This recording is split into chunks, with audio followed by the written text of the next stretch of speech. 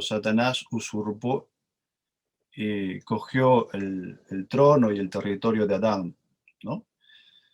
Miren, dice Lucas 4, 5, 7, que dice, y lo llevó el diablo a un alto monte y le mostró en un momento todos los reinos, ¿no? Le mostró todos los reinos de la tierra, o sea, el territorio. Le dijo, yo soy rey de este planeta. Y le dijo el diablo, a ti te daré toda esta potestad, ¿no? Está diciendo, te voy a dar todo esto me pertenece, ¿no? Esto es mío. Y la gloria de ellos, se dijo, ¿no? Porque a mí me ha sido entregada. ¿Quién entregó esto al diablo? ¿Quién le entregó esto a Satanás? Adán, ¿no? Dios le entregó a Adán. Eso que a él le entregó. ¿Ok? Y a quien quiera se les doy. Pero si tú postrado me adores, todo esto te daré. ¿Ok? Comenzando con este versículo, me gustaría leer con ustedes este texto que me parece maravilloso, del deseo de todas las gentes, que nos da la lección. Dice, el corazón del padre humano se conmueve por su hijo, mientras mira el semblante de su niño, tiembla al pensar en los peligros de la vida. Y esto me hace pensar en los padres, en todos nosotros, cuando enviamos a nuestros hijos al colegio, el primer día de clases, las madres cómo se preocupan, ¿no? Qué le va a pasar a mi hijo? ¿Va a estudiar? ¿Va a hacer amigos? ¿No va a hacer amigos? ¿Cómo estará él? ¿Le van a pegar? ¿Le van a golpear? Uno se inquieta, humanamente uno se inquieta. ¿Mm? Dice, anhela escudarlo del poder de Satanás, evitarle las tentaciones y los conflictos, pero Dios entregó a su Hijo unigénito para que enfrentase un conflicto más acerbo, ¿bien?, a un riesgo más espantoso, con el fin de que la senda de la vida fuese asegurada para nuestros pequeñuelos. En esto consiste el amor, ¿no? Maravíllense, oh cielos, asómbrate, oh tierra. Qué hermoso.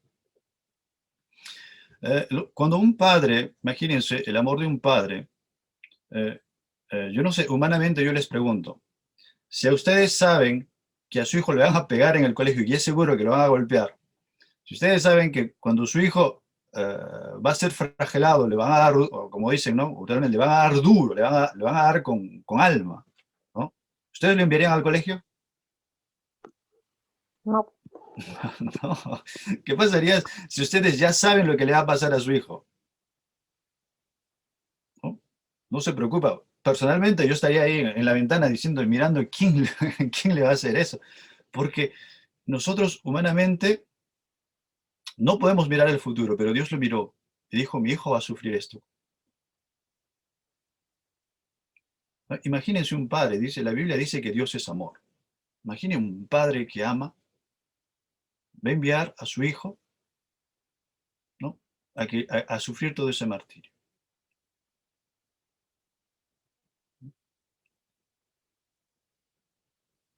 El versículo que me encanta es porque de tal manera amó Dios al mundo, que dio a su hijo, ¿no?, para que todo aquel que en él creye no se pierda, mas tenga vida eterna. Ahora me gustaría mirar con ustedes un poco los 4 puntos que yo encontré en los cuales personalmente pienso que Satanás molestó y atacó a Jesús, y son los mismos puntos en los que hoy día él nos ataca. Por ejemplo, en repetidas ocasiones Satanás procuró quitarle la vida. ¿Se acuerdan? ¿No? ¿Y qué es lo que pasa hoy día? Dice, Jesús hubiera sido muerto en repetidas ocasiones a no ser por los ángeles celestiales, quienes lo atendieron y protegieron hasta el momento en que la suerte de la nación judía fuese decidida. Y esto es algo, hermanos, que nos pasa hoy día. En repetidas ocasiones, Satanás nos está molestando y atenta contra nuestra salud. Atenta contra la salud de nuestros hermanos, de nuestros tíos, de nuestros familiares. Atenta a la salud de las personas con las que más queremos. Y si no fuese por la protección que Dios nos da, pues ahorita estaríamos realmente, en nuestro caso, estaríamos en el hospital o estaríamos muertos, ¿no?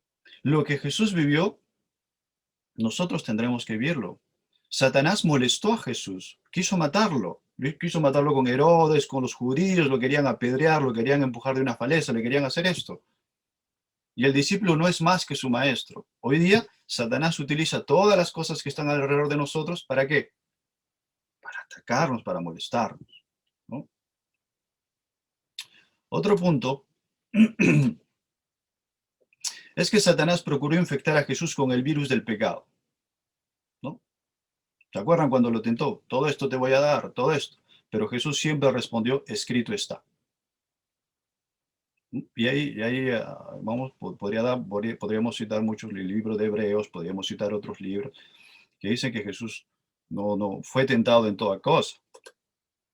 Otro punto que debemos nosotros tener en cuenta es que Satanás procuró desviarlo del camino a la cruz ofreciéndole un método más fácil de recuperar el reino. El texto que leímos en la introducción dice, no, todo esto te voy a dar es mío, no necesitas morir en la cruz. Acuérdense cuando los griegos vinieron y le dijeron, ven, ven con nosotros, vamos a Grecia. Acuérdense con el momento en que todos los judíos querían nombrarlo rey, ¿no? ¿Cuántas veces nosotros como humanos sentimos como la facilidad, ¿no? La facilidad. A veces queremos un cristianismo fácil, ¿no? ¿No? La facilidad. ¿No? A veces nosotros, por ejemplo, nosotros no leemos la Biblia, ¿por qué? Porque el hermano va a dar la escuela sabática. No, yo no prefiero leer la Biblia yo mismo porque yo sé que lo va a hacer bonito, ¿no? Mejor. En lugar de hacer nuestro culto personal, agarrarnos la Biblia personalmente, sentarnos en la mañana y decir, Señor, este momento es tuyo y mío, ¿no? Busquemos la facilidad y ¿qué es lo que decimos? Voy a esperar a que el hermano Tito haga la lección. Fácil, ¿verdad? Voy a esperar a que el GPS abra la escuela sabática y ya ese momento voy a agarrar la Biblia, 5 minutos, 10 minutos de escuela sabática y yo limpio mi conciencia. Bueno, se finí, es acabado. A veces nosotros como humanos buscamos la facilidad, es natural, es humano. Y son cosas en las que Cristo nos tiene que ayudar. Nosotros debemos estar en constante comunión con Cristo, ¿no? Todo el día, son momentos con Él. Son momentos con Él. Es un momento de relación. Es un momento personal. Justo ayer estaba conversando con una hermana que me dice, me levanto a las 4:30 de la mañana porque ese es el momento donde yo estudio mi lección y estoy orando y estoy en comunión con Dios. 4:30. Yo le dije, el Señor te debe querer mucho porque da esa fuerza de voluntad. Y esta señorita me dijo, sí, efectivamente, yo he orado mucho para tener esos momentos. ¿Cuántos de nosotros hemos orado y hemos dicho, Señor, yo quisiera o me gustaría pasar una media hora contigo, una mañana sin que nadie me moleste? Sin WhatsApp, sin Instagram, sin Facebook, sin Periscope, nada. Solamente tú y yo. Algunos me dirán sí, otros dirán no. Pues los invito a pensar en eso. Porque Satanás nos molesta y nos da la facilidad. Una vida fácil. Es lo que se le prometió a Jesús. Pero Jesús dijo no. Mm, Otro, y es algo que en lo que nos ataca mucho a las personas, es que en las últimas horas de Jesús, Satanás procuró con todas sus fuerzas, con todos los demonios, ¿no? Desanimarlo para que se fuera al cielo y que dejara perecer la raza humana. Con este fin causó que el pueblo escogido lo rechazara y que sus propios discípulos lo abandonaran. ¿Cuántas veces nosotros, digo, eso fue lo que Dios vio, ¿no? Mi hijo va a ser tentado en esto, va a ser atacado en esto, lo van a querer matar, lo van a desanimar, él va a sufrir, mi hijo va a hacer todo eso. Y tanto nos quería que dijo, no importa, yo sé que. ¿Cuántas veces nosotros, como personas, como humanos, nos sentimos desanimados? Sentimos tristes por las tonteras que hemos hecho, Cuando miramos nuestro pasado, nos damos cuenta que hemos hecho muchas tonteras. Y es a veces, como dice David, mi pecado está siempre delante de mí,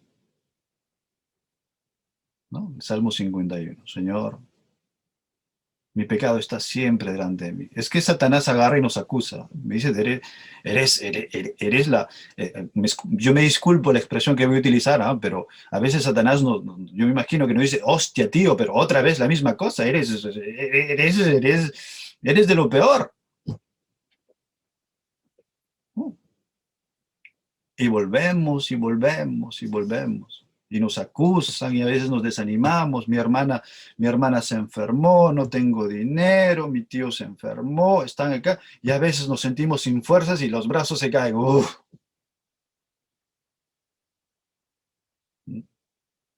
Y es que es la verdad. Satanás nos desanima con cualquier cosa. Satanás nos desanima con el COVID, que hoy día no puedo salir a trabajar, que no puedo trabajo, que no tengo esto. Satanás utiliza todo. Acuérdense que estamos en una guerra donde todos los golpes están permitidos. Estamos en una guerra donde todos los golpes, nos pueden atacar de todos, los golpes bajos están permitidos, todo está permitido. Justo en esos momentos nos desanimamos. Y debe ser justo en esos momentos que nos debemos agarrar de nuestro Señor.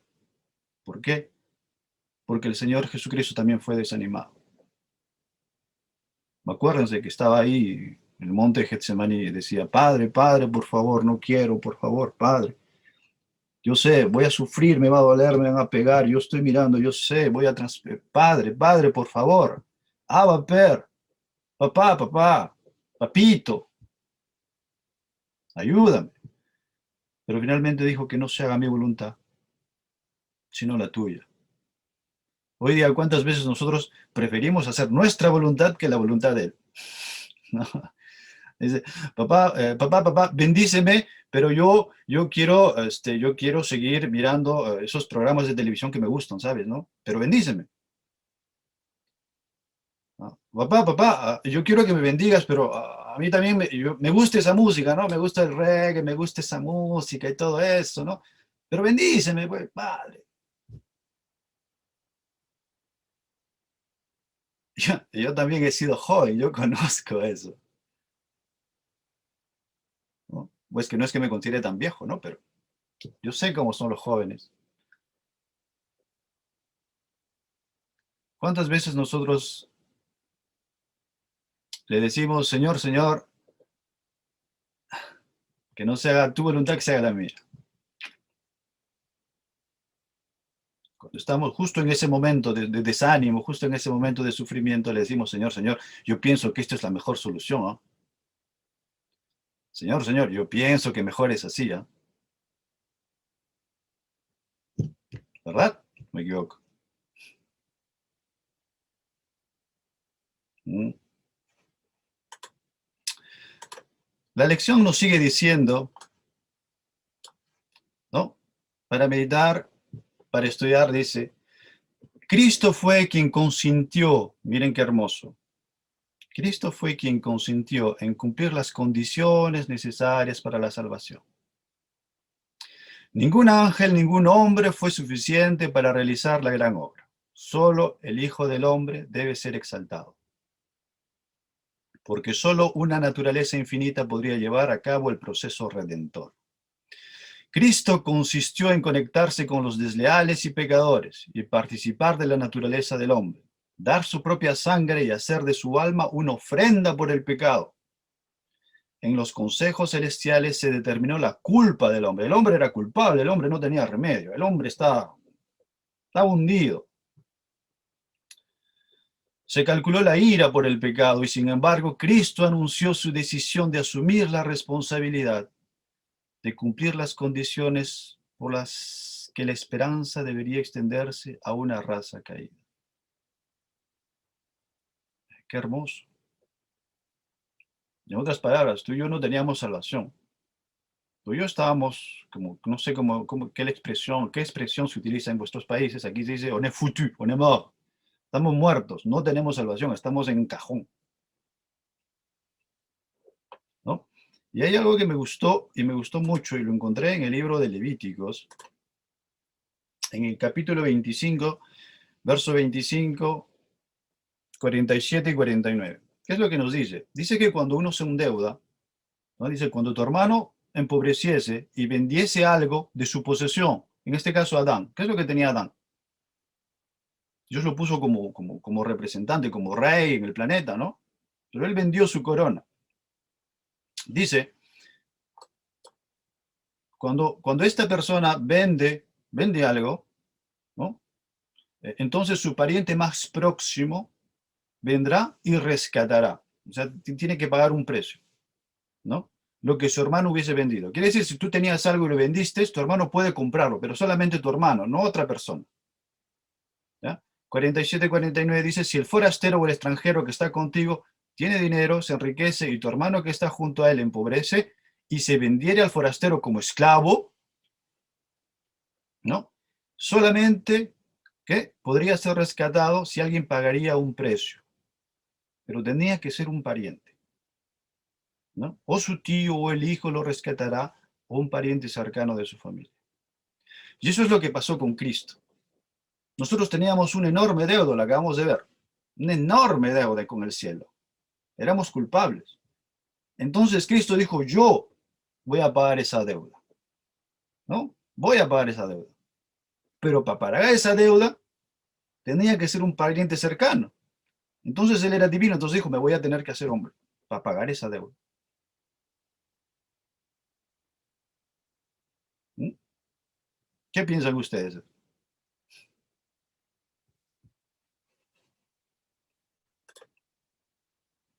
¿Qué piensan ustedes, chicos?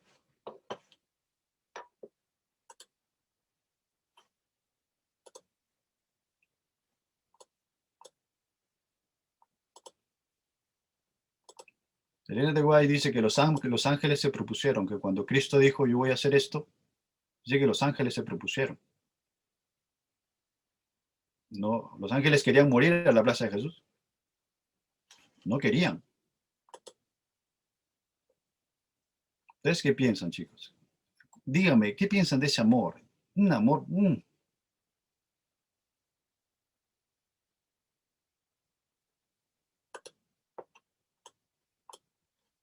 I don't know, you don't know. Yo pienso que es algo increíble, ¿no? Porque si pensamos en ese amor, ¿no? Que Dios nos tuvo, porque básicamente Jesús es parte de la Trinidad, es parte de Dios, y Él mismo creó este mundo y Él mismo se dio su trono, su grandeza por nosotros. Eh, no sé si alguna vez o alguien viajó en avión, yo creo que capaz la mayoría o algunos, y ve el mundo o lo que es la parte del mundo y somos como mosquitas. Imagínense estando desde el cielo o desde donde está Dios, lo que podemos llegar a hacer, ¿no? Pero aún así, Dios dejó todo por salvarnos. Entonces creo que es un amor tan grande y lo mismo a lo que decía, ¿no? De cómo Dios también protege a su pueblo y en vez de que quede siendo forastero o siendo esclavo, le da la solución para que un pariente lo salve, ¿no? También esa redención, ese perdón para que no quede cautivo. Creo que está muy bueno ¿Mm? como Dios maneja el poder de la redención, no tanto, también en nuestro Salvador, y cómo también nos puede hacer que ayudemos a otros que capaz no están tan bendecidos o no fueran tan bendecidos en su momento. Sí. Existe una frase que me gusta mucho, ¿no? ¿Se acuerdan de los dos deudores? ¿Conocen la historia de los dos deudores? ¿Sí? ¿No? Los dos deudores debían algo a su maestro, ¿no? Debían algo a alguien. ¿Ok? Y la moraleja de lo que le dice Jesús al final es algo increíble. Les dice, aquel que se le perdonó mucho, ama mucho. ¿Ok? Entonces, cuando nosotros reconocemos nuestra naturaleza pecadora y nos reconocemos realmente pecadores, es en ese momento donde podemos comprender el inmenso amor de Dios, ¿no? Porque si yo estoy buscando la facilidad, soy un cristiano de mediodía, porque saben, ¿no? A veces están los adventistas del séptimo día y tenemos los adventistas del séptimo mediodía, ¿no? Esos que van a la iglesia a mediodía y en la tarde hacen lo que quieren. No respetan su sábado enteramente. ¿Bien? Entonces, ¿qué es lo que pasa? Que cuando tú reconoces tu calidad de pecador de miserable, como dicen aquí vulgarmente, ¿no? Te merde, ¿no? Eres una basura, así te dicen aquí. ¿Bien? Solamente en ese momento te das cuenta a qué punto Dios te ama. Es por eso que el drogadicto que ha sido sacado de las drogas se arrodilla más. Es por eso que el alcohólico, el que tuvo un problema, el que no tuvo que comer y Dios le dio de comer, se da cuenta a cuál importante es el amor de Dios. Y se los digo por carne propia. Se lo digo por experiencia propia, ¿no? ¿No? Solamente cuando uno conoce o reconoce su condición, su verdadera condición, puede o se da cuenta de ese amor infinito de Cristo. ¿Por qué? Imagínense un padre donde su hijo está drogado, ¿no? Y su padre quiere sanarlo. Como hacíamos en Perú, en esa época tenía un pariente que era alcohólico, ¿no? Tenía un pariente que era alcohólico. Entonces, ¿qué es lo que hacían mis abuelos? Mis abuelos, cuando él quería ir a tomar, cuando él se dormía, lo amarraban en la cama, hasta que se le pase la borrachera, y él quería seguir, quería, ¿no? Y en su borrachera, en su dependencia, él insultaba, pero dame que te metes en mi vida. Y yo me acuerdo que mi abuela lloraba a su lado. Mi abuelo salía, se iba a la otra pieza y se ponía a llorar. Dijo, mi hijo, mi hijo, mi hijo, mi hijo. ¿Mm? Y ese es el amor de Dios. No importa lo que tú hayas sido en tu vida, no importa lo que has hecho. El Señor es tu Padre, el Señor es nuestro Padre. Y Él siempre estará con los brazos abiertos. ¿Por qué? Porque nos ama y ha pagado un gran precio enorme. ¿Sí? Dice, como vimos en Isaías 11, el Señor presentó las dos venidas de Cristo en una sola imagen. Esto puede ayudar a explicar al menos en parte por qué algunos de los judíos no aceptaron a Cristo en su primera venida. ¿Por qué? Porque esperaban, ¿no?, todo lo que describía la segunda venida.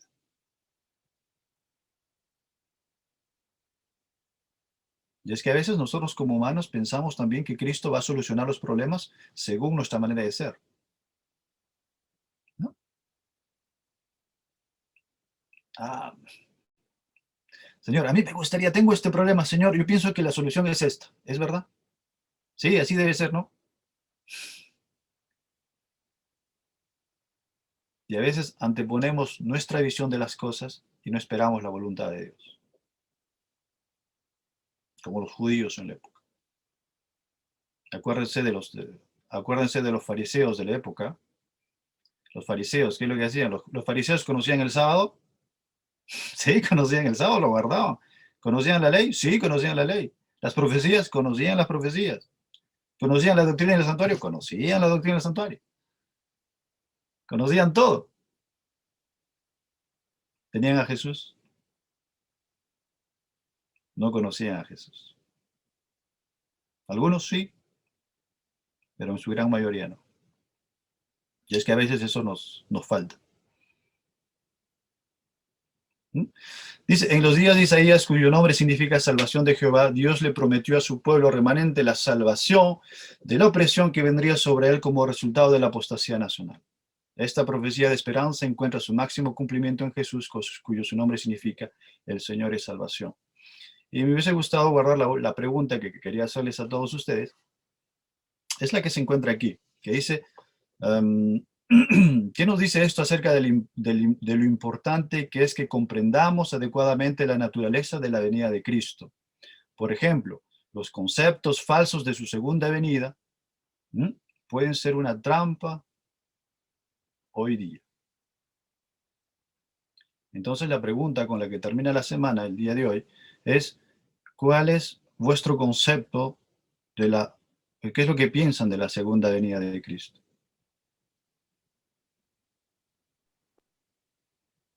¿Mm? Porque, porque hay muchos conceptos, ¿ah? Aquí, ¿cómo se llama? Justamente en España está, ¿cómo se llama? Javier Sapiens, creo que es, que dice Jesús va a venir en el 2031. Ya está poniendo Jesús viene el 2031. Y era adventista, ¿no?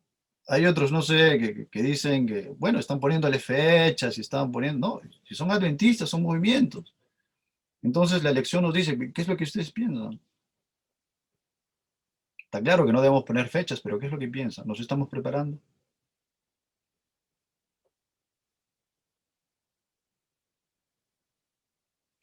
Víctor Sapiens, es Víctor Sapiens, no Javier, Víctor Sapiens. Bueno, eso lo dejo como tarea, piénsenlo en su casa. Acuérdense de lo que dice la parábola de las 10 vírgenes, ¿ah? Léanla, muy interesante. Esa pregunta me interpeló, así es que busqué un poco en la historia de la redención. Está en la, bueno, para mí es mucho más fácil, para mí es mucho más fácil leer y buscar las cosas en francés. ¿Ok? Pero pueden buscarlo, está en la historia de la redención. Y dice en la página 375, versión francesa, no sé qué página sea en la versión española.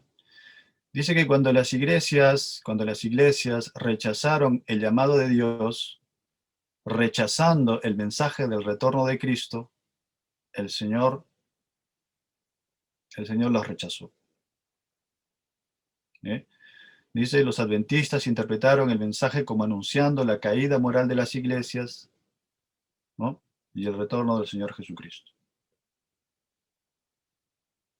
¿no? Yo los invito a pensar, chicos, los invito a pensar y los invito a,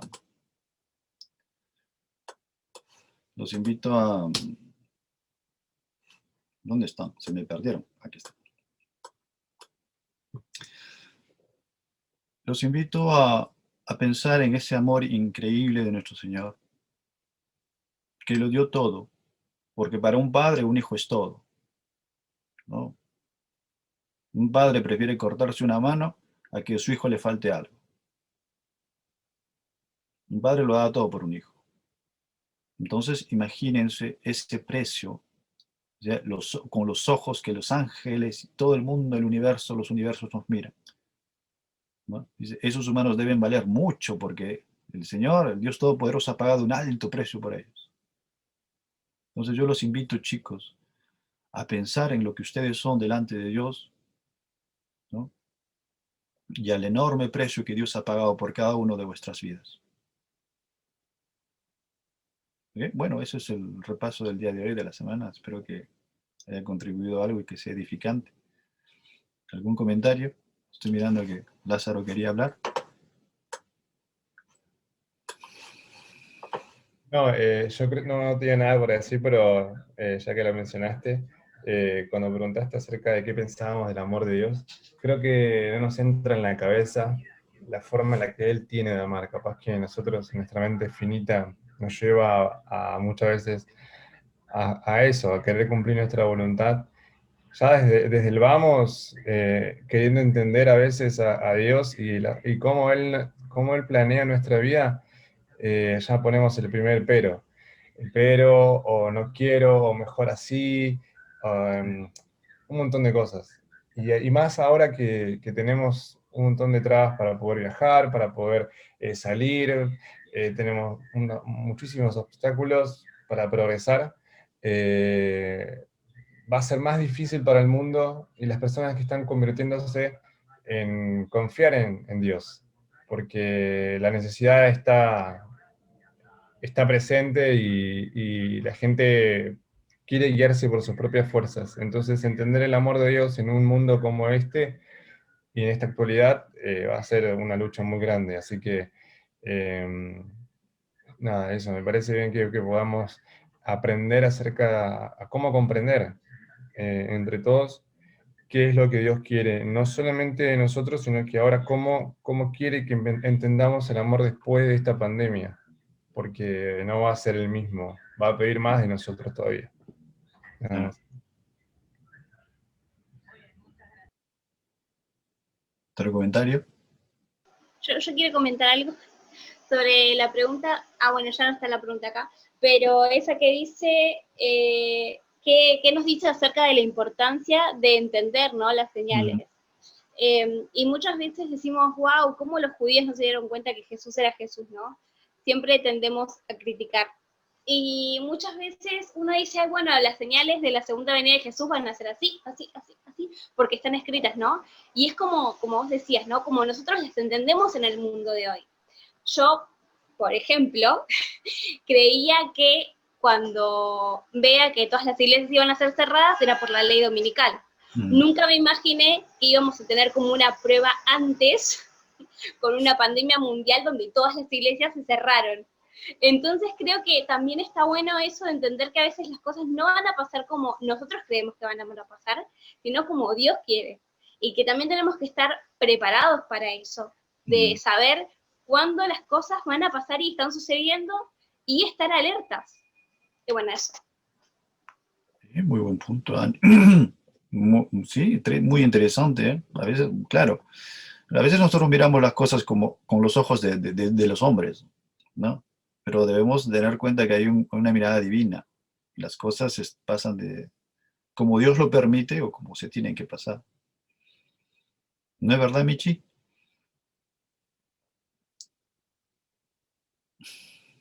Oui. Genial. Ok, chicas, ¿algún comentario? Si no hay comentarios, pienso que hemos acabado en el tiempo la escuela sabática, este pequeño repaso. En todo caso, me gustó mucho, espero que les haya gustado a ustedes también, nos hace pensar bastante. ¿Listo? ¿A quién le toca orar? ¿Quién quiere orar? No sé, los miro todos callados, pensando. Deben estar, no le hemos entendido nada a Tito, ¿qué pasa? ¿Qué habrá pasado? No, pasa que al menos yo, acá están pasando un montón de autos y no escucho muy bien. Ah, ok. No, pues es como que no se parece con la cuarentena, ya terminó en Buenos Aires, porque están Mm, pasando de a mil. sí, imagino, imagino. Bueno, chicos, ¿qué les parece si oramos? Señor Dios, gracias te damos por todas las cosas que nos das, por tu misericordia, tu amor, tu paciencia. Sabemos que eres muy paciente con nosotros. Te pedimos que cuides a cada miembro de este equipo, de estos jóvenes que son tu tesoro. Bendícelos familia por familia, nombre por nombre. Ayúdalos, sánalos, quiérelos, acompáñalos, abrázalos. Te lo pido por favor y que tu nombre sea bendito esta mañana y todos los días. En el nombre de tu Hijo amado Jesús. Amén. Muchas gracias, Tito. Excelente final de repaso de la semana, muy bueno para pensar un montón. Yo me anoté la misión de Satanás acá en la escuela sabática porque estaba muy bueno todo lo que dijiste. Así que muchísimas gracias. Te envío el PDF, te envío el PowerPoint si quieres. Ah, la foto, güey, la foto.